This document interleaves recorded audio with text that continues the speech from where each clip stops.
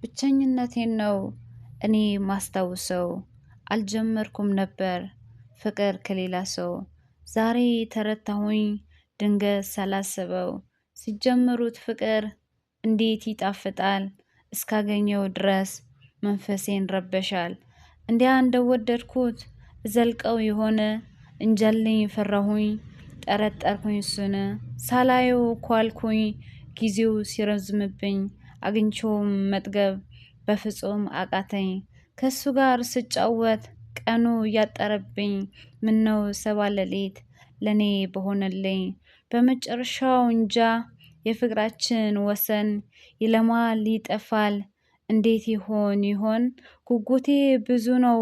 ለማየት ፍቅራችን እድሜ ለምናለው ለኔም ለሱም ይሆን።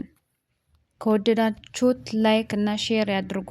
ለቻናላችን አዲስ ከሆኑ ሰብስክራይብ በማድረግ ቤተሰብ ይሁኑን። እናመሰግናለን።